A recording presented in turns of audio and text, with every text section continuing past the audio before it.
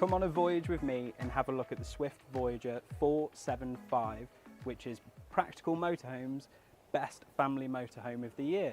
Not only is it Practical Motorhome's best family motorhome of the year, it's MMM Magazine's best family motorhome of the year. 6 berth, 6 belt, just under £70,000 this is. Ooh, a two-time champion for under Two-time 70,000. champion, yeah. It's like the Ricky Hatton of the motorhoming world. Now, these are brand shiny new at Brand the show, shiny aren't new, they? yeah. Brand new models with What the do you Voyagers. know about these? Well, first for the Swift to sort of go for a big motorhome on the Ford base, which again we've kind of seen with the Baileys and that kind of shift over to it. Again, nicer gearboxes like we've mentioned before. The automatic is a fantastic gearbox. I think the only difference with this one, no black alloys. No black alloys. Swift don't like the black alloys apparently. Tiny garage. Very, very small garage in comparison to what we've seen on stuff like the Bailey. And when small. When you're carrying 6 people and 6 people's worth of luggage, I mean, I'm a family of 5.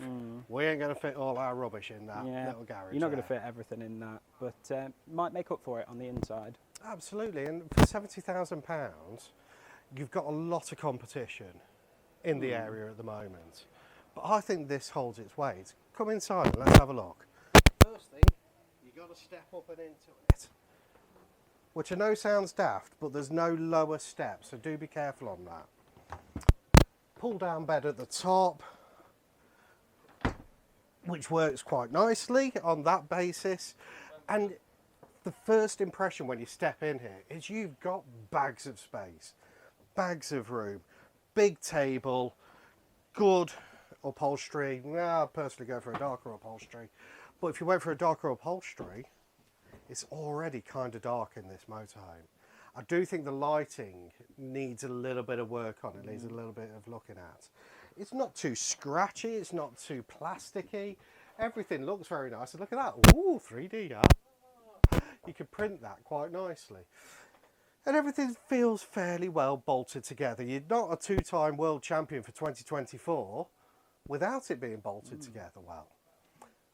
I really like the rear. Yeah, I mean, coming over to the rear here, we've got another rear lounge, which would obviously go into another bedroom, and a little bit brighter back here, I'll be honest, because obviously you've got the under cabinetry lighting all the way around, so that's not too bad. Again, interior isn't anything to shout about, very, very typical Swift in terms of the colour schemes, but yeah, I mean, there's not a lot to dislike in it. You've got a lot of cupboard space just here, which will obviously have one of your header tanks in it as well.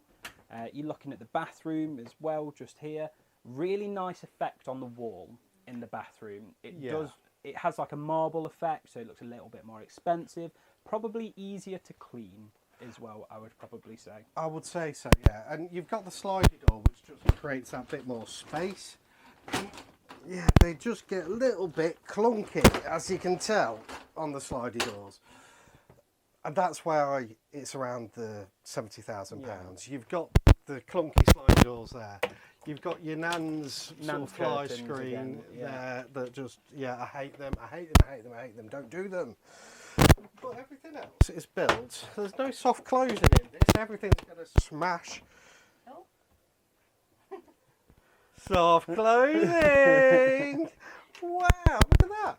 But everything else, just, you can tell there's little bits that probably need a bit of work on it. They're quite big cupboards though, aren't they? They are big cupboards. Cupboards. Managed to catch the payload on this one, mate. Didn't on the way in, but one thing that I did notice, and we do have to give Swift credit for this, is the fact of, from standard, and this is from standard, this isn't on a show pack or anything like that, you have the reversing camera, which is from standard, solar panels, which are from standard as well. I mean, you're looking at that as an extra anyway. That's an extra of what, £2,000? Easily. For a decent solar panel, which it looks like the one that they fitted is. So you've got to give them their credit for that. I get why it's sort of the family favourite. You've got all of the little kind of toys that you would add on, especially for a first-time motorhomer, on the Ford cab.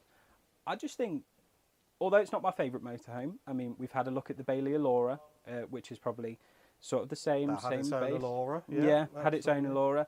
Does this have its own Allura? You could go on a Voyager with it. You definitely could go on a comfortable Voyage in it, but I'm not sure if it's something that I would pick over the Bailey necessarily. You see, I would have this over the Bailey.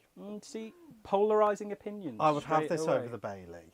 because I think there's a couple of bits in this. You've got Isofix seats. True, big. We've got 3 kids. Yeah. Isofix seats is a big bonus. I think you've got more room in this. I know it's a slightly bigger motorhome. No, I agree. The But front, it front is definitely feels bigger. a lot more Yeah. room, because you're not just wanting to sleep in the motorhome. If it's absolutely lashing it down and you've got 3 kids, you need to have enough space Separate. for them not to fall out. So the fact that you've got the double lounge Yeah. really works for me. Yeah, and I think from that point of view, I think it's definitely better, and you can see why it won the award for the best sort of family 100%. motorhome. 100%. But Let us know what you guys think. Like, subscribe, give us your comments, let us know. We are going to go and find something else to film. yeah, let's go on another voyage and find something else. Let's go on a Voyager and find Delora.